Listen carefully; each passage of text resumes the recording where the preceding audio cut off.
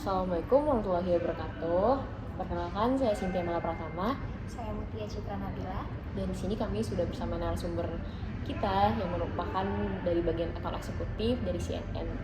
Nah, tujuan kami di sini mewawancarai narasumber kami adalah untuk mengetahui lebih dalam tentang peran dan kerja dari akun eksekutif sendiri. Untuk Kakak, silakan. Halo, salam kenal ya. Nama aku Dita Yudhara, panggil aja Dita.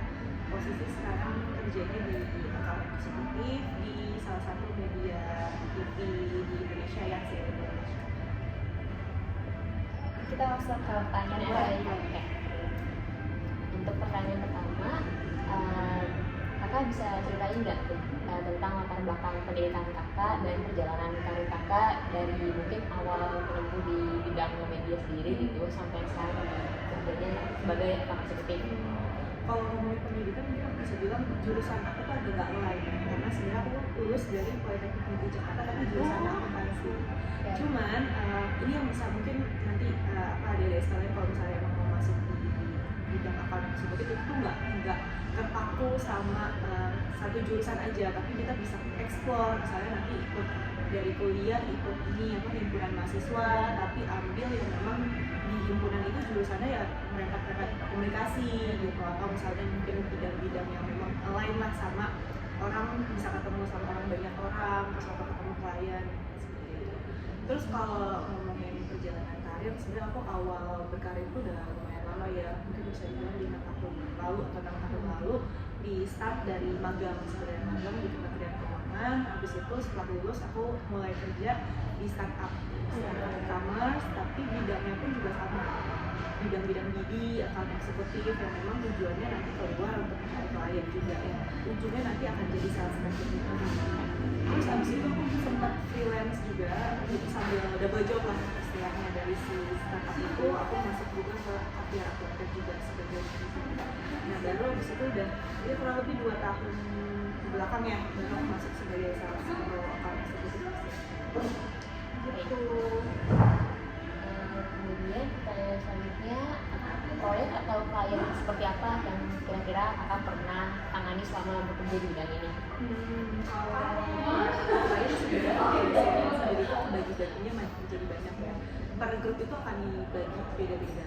Kebetulan kalau di kita itu ada government, terus ada brand juga. Nah aku tuh tim aku kedapatan dua-duanya. Jadi aku megang dua nih, antara government sama brand juga. Tapi itu nanti akan dibagi lagi sektor-sektornya.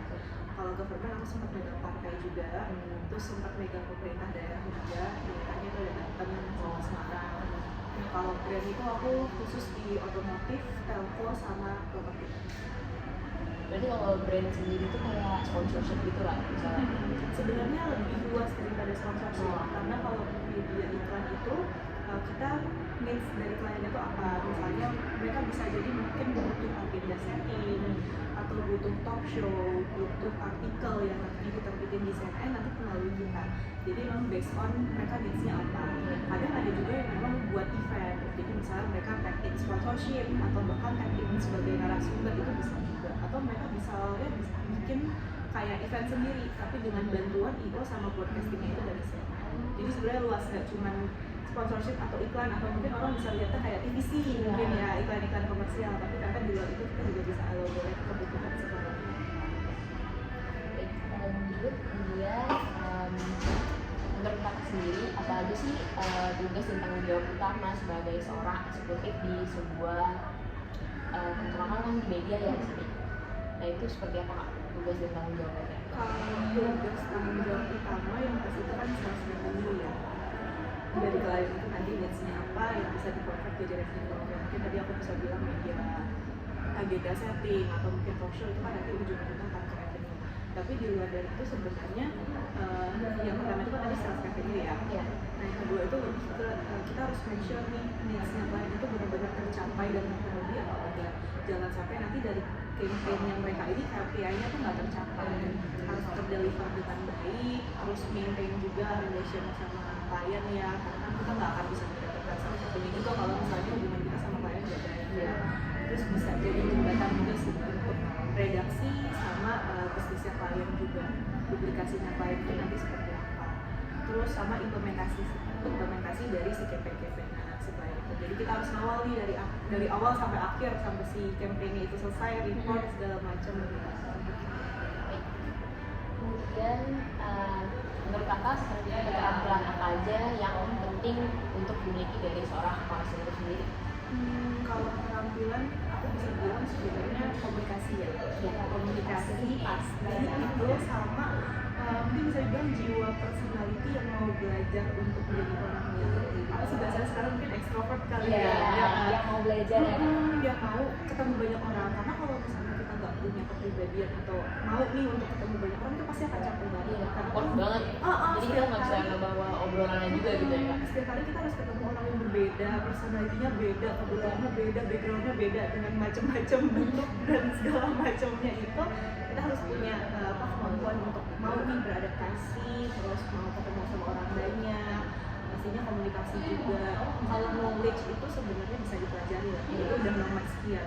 Terus yang ketiga berarti ya attitude sama mungkin yang terakhir aku bisa bilang multitasking juga harus, karena kan kita harus handle banyak klien, kebutuhannya beda, satu klien sama satu klien lain beda nih kebutuhannya, dan itu kadang-kadang di waktu yang bersamaan juga, jadi harus bisa misalnya yang ini yang A, yang B ya B. Tapi kalau kakak sendiri tuh pernah nggak sih kayak sampai capek gitu kalau ngurusin klien, mungkin misalnya lagi rame ketemu orang ada itu, pernah nggak sih kakak? Pastinya pernah, karena manusia ya. Iya lah. Capek. Cuman kebetulan karena aku pengen, maksudnya suka ketemu dengan orang, aku suka bisa explore di bidang itu, jadinya sebenarnya aku ngecas energi juga dari ketemu. Iya. Baik, kemudian misalnya nih kak, ada klien yang tidak puas dengan hasil kampanye iklan kakak. Nah, kira-kira kakak gimana nih buat menangani situasi tersebut? Yang pasti sebenarnya itu kan harusnya dimitigasi dulu ya. Jadi Iya. sebelum itu terjadi, kalau bisa pada saat campaign kita harus make sure nih semua poin-poinnya, semua kebutuhannya itu benar-benar terdaftar, jangan sampai nanti miss di belakang. Cuman kalau misalnya memang udah terlanjur kejadian banget, ya pastinya kita harus menjaga hubungan baik ya sama klien. Jadi kita harus kasih mungkin komplimen atau mungkin ya lebih ke tips aja sih. Kadang misalnya ada KPI mereka yang harus capai, yang harusnya harusnya misalnya bisa dibilang 200.000, tapi ternyata cuma tembus misalnya 150 kan masih kurang banyak ya. Kita harus kasih komplimen untuk nutupin si viewsnya itu. Lebih ke pelayanan sih maksudnya. Baik, kemudian gimana kakak biasanya berkomunikasi dengan klien, tim internal dan pihak eksternal seperti media atau vendor. Nah, kemudian jika terjadi miskomunikasi antara kakak dan klien, langkah apa yang akan kita ambil? Itu sebenarnya menyambung sama jawabanku yang Tadi, sebelumnya ya. Memang sebelumnya kan harus make sure poin-poinnya apa dan misalnya di miskom. Tapi kalau misalnya udah terlanjur miskom ya tadi kita harus kasih komplimen, atau mungkin kalau dari tim internal ya mungkin kita harus lebih kedepannya tuh solusinya apa. Kita harus bahas juga di internal, harus rekap, kita bikin evaluasi apa aja yang kurang, apa aja yang mesti diperbaiki di kedepannya.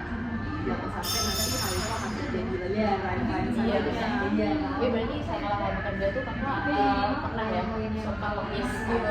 Ada beberapa ya pasti mungkin karena kerja sama tim terlalu banyak gitu Iya, jadi rame ya. terlalu Ada layernya terlalu banyak lah, pasti ada. Dan klien itu maksudnya tipikalnya juga banyak, ada yang memang demanding, ada yang rese juga, ada banyak banget kok bentuknya. Jadi ya memang harus menjaga ini baik ya, ada aja yang tidak tercapai apalagi itu kan kalau media itu kan biasanya KPI itu kan pasti views ya, dan kita nggak bisa, mungkin kita punya estimated KPI bisa 2.000 views, 200.000 views, tapi kan itu nggak harus selalu pasti gitu. gitu, pasti akan naik turun. Nah itu yang harus dijaga Lagi, bagaimana cara kakak mengatur waktu dan mengelola beberapa proyek sekaligus tadi? Kalau itu sebenarnya beda-beda ya, mungkin personality orang-orang. Kalau aku biasanya, tapi ini aku masuk kantor, aku pasti akan brainstorming dulu mana yang kerjanya memang lebih urgent, yang hari ini deadline jam berapa itu aku akan list, jadi yang mana nih yang harus buruan. Terus yang kedua ya itu tadi multitasking, karena kadang-kadang kita udah mepet-mepetin nih, udah nyari acar-acar sendiri, udah semaksimal mungkin, misalnya yang jam 2 kita udah kerjain dari jam 12, tapi kan ada aja ada susulan ya, yang mungkin dari orang lain lempar ke kita atau apalah, ada aja. derajat dan itu jadi harus benar-benar bisa dikerjain barengan juga. Kemudian kakak bisa kasih contoh nggak, contoh konkret gimana kakak menyelesaikan proyek dengan tenggat waktu yang ketat kayak tadi, misalnya KPR nih, maksudnya dalam waktu beberapa deadline-nya tapi udah sama tugas gimana gitu. Sebenarnya ini contohnya ya tadi, memang aku kan lagi ada submit untuk RAB ya dari aku, tapi di waktu yang bersamaan ya meeting juga. Jadi itu aku harus benar-benar breakdown mana yang perlu aku kerjain bareng sama tim, tapi sekaligus aku meeting juga. Jadi memang sebenarnya kalau ditanya ini konkretnya apa, itu sebenarnya harus learning by doing juga. Karena kan misalnya kalau cari kiat-kiat menjadi account eksekutif di Google mungkin ada, tapi itu nggak akan sesuai dengan kenyataannya. Jadi memang harus learning by doing. Cuman ya itu minta untuk kerjasama bareng tim. Jadi misalnya apa yang harus kita handle, apa yang harus kita lainnya dalam itu. Berarti memang untuk account eksekutif ini sendiri tuh rata-rata pengalaman memang learning by doing aja gitu ya kayak. Karena kalau misalnya cari mungkin di Google ya, atau mungkin dari ngomong ketemu orang Ya, teori lah gitu. Itu kan pasti hanya teori aja. Atau mungkin kayak ya udah lebih ke penjelasan besarnya tuh seperti apa gitu kan proyeknya, tapi nanti harus menjalani sendiri gimana, karena kan masing-masing ketemuan kan beda ya. Mungkin aku disamain sama temenku yang account eksekutif juga, pengalamannya pasti beda, apa yang dilakukan pasti beda juga. Kemudian apakah kakak pernah memimpin sebuah tim atau proyek? Nah, menurut kakak gimana tuh pengalamannya kalau kakak? Pernah sih waktu beberapa, memang kalau dari account eksekutif kan memang pintunya di kita ya. Jadi kalau misalnya ada proyek sama klien pun juga itu pasti kita yang akan nanti kita yang akan eskalasi ke bagian-bagian terkait, misalnya bagian liputan, bagian redaksi. Itu pengalamannya luar biasa, tapi dari situ sebenarnya seru juga karena kita nggak akan pernah dapat ilmu itu kalau misalnya kan nggak ada di situ. Karena yang tadi aku bilang kalau bisa mau nyari di Google dan lain sebagainya ada teori aja, tapi itu yang akan menjadi dasarnya. Karena dari ilmu baru dari situ gimana caranya aku ya pribadi saat kalau ketemu klien nanti banyak kayak gini harus triknya kayak gimana sih. Terus kalau misalnya aku dapat masalahnya seperti ini, aku harus ambil solusinya kayak apa, karena kan itu dibutuhkan yang solusi cepat tuh harus, apalagi event gitu kan. Bener-bener terjadi hari itu juga, apa yang terjadilah gitu. Jadi kayak karena kita udah planning segala macamnya tapi tetap ada itu sih. Jadi lebih ke enaknya adalah kita dapat pengalaman nextnya kalau misalnya ada project yang lebih besar, kita udah pernah berjalan di sebelumnya, udah pernah tahu, terus nambah relasi itu pasti banget dengan menjadi account eksekutif, itu pasti banget nambah relasi. Database kalian pasti di handphone tuh udah banyak kontak-kontak yang mungkin suatu saat nanti kalian pindah kerjaan yang pasti akan kepake juga. Selanjutnya, bagaimana kakak biasanya bekerja sama dengan tim lain dari perusahaan? Apa yang kakak lakuin untuk menjaga kerjasamanya itu tetap efektif gitu? Berarti dengan tim internal. Kalau aku sih untuk lebih efektif, make sure untuk decision dengan baik ya. Jadi misalnya kita ngobrol tapi udah ada poin-poinnya nih, jangan sampai di luar dari topik yang inginkan gitu. Maksudnya banyak omong tapi maksudnya si message nggak tersampaikan, miskom.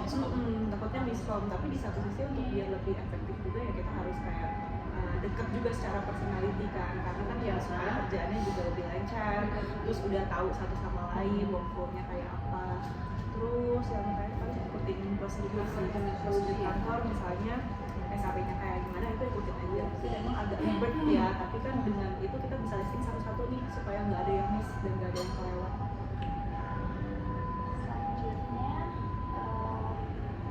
bagaimana sih kakak tuh merencanain atau nge-planning pekerjaan kakak dalam nanganin si klien tersebut? Planning kalau nggak bisa aku sebenarnya nggak jadi gimana yang bikin timeline untuk diri aku sendiri, mana yang memang harus di follow up hari ini, terus mana yang memang butuh implementasi, mana yang harus di canvassing, mana harus yang kayak kita ketemu harus meeting. Itu biasa aku bikin juga di di laptop, terus aku bikin juga di Google Calendar kan, mana jadwal meetingnya hari ini jam berapa supaya nanti nggak ada yang kelupaan. Di planning di jadwalnya ya Di planning, terus bikin juga report per harinya itu. Jadi aku antara itu sama atasanku itu akan bikin report, misalnya hari ini udah follow up jam ini, terus hasilnya apa. Jadi nanti ke depannya kita gampang ya mappingnya mau kemana lagi. Jadi lebih terstruktural gitu ya kayak. Oke, selanjutnya gimana sih kakak tuh ngatur dan melaksanain pesanan layanan iklan atau delivery order? Bagaimana kakak ngatur dan melaksanakan pesanan layanan iklan? Delivery order. Iya. Biasanya itu tergantung si order saya apa. Misal aku kasih contoh, misal liputan lah ya, misal liputan itu agennya satu. Yang pertama setelah udah selesai deal, misalnya kapan dan bisa aku akan meeting sama tim yang terkait, kira-kira ini lagi konsepnya mau apa, atau mungkin event ya gitu, kayak konsepnya mau apa, terus tanggalnya dilaksanainnya apa, pokoknya segala macam kebutuhan dan requirementnya dia, nanti event akan jalan seperti apa, itu posting dulu dalam meeting, baru habis itu kita lanjut nih ke eksekusi kan, misalnya setelah selesai segala macam, udah baru report evaluasi dan workflow-nya sebenarnya tergantung dari si campaign klien ini apa.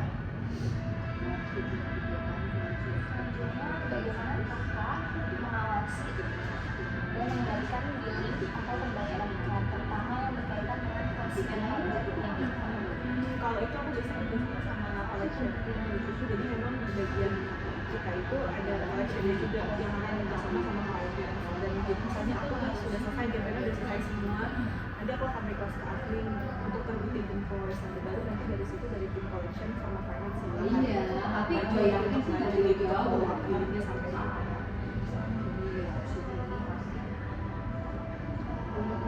Sejauh mana sih kakak kerjasama dengan divisi lain dalam menangani order dari klien? Kalau itu sebenarnya banyak banget, karena misalnya satu klien campaignnya apa itu akan bias dengan visi yang berbeda-beda gitu. Misalnya contohnya kayak event gitu, pasti kan aku akan bawa tim reporter, tim redaksi, terus tim info-nya juga, tim event. Kalau di kita itu namanya news gathering, jadi mungkin akan bikin program untuk si event yang akan tayangnya itu. Banyak sih sebenarnya kalau untuk tim yang akan ini bawa, dan itu akan make sure juga bisa komunikasi nanti akan seperti apa. Nah, bilang tadi untuk make sure supaya message itu deliver dengan baik. Jadi kalau bisa sering-sering meeting sebenarnya, sering-sering ketemu sama departemen lain untuk bahas nih kira-kira ini akan jadinya gimana. Mungkin ini pertanyaan terakhir, menurut kakak apa aja keahlian minimal yang harus dimiliki seorang untuk menjadi aktor eksekutif? Yang tadi aku bilang karena lebih ke personality yang mau belajar, terus mau ketemu sama banyak orang, karena knowledge itu nanti pasti kalian akan pelajari juga lah, maksudnya sering dengan perjalanan waktu. Terus kan pasti ketika masuk jadi aktor eksekutif kan nggak mungkin langsung dilepas gitu aja, pasti akan ada onboardingnya juga, jadi nanti di situ yang akan pelajari knowledge ya, bisa produk knowledge apa, terus komunikasinya nanti seperti apa, handling seperti apa. Tapi yang penting yang harus banget dimiliki bekalnya gitu, itu sebenarnya lebih ke kemampuan komunikasi sama personality yang mau ketemu sama orang lain gitu, Paling itu aja dari pertanyaan kita. Terima kasih atas waktunya ya kak. Semoga sukses. Amin. Terima kasih.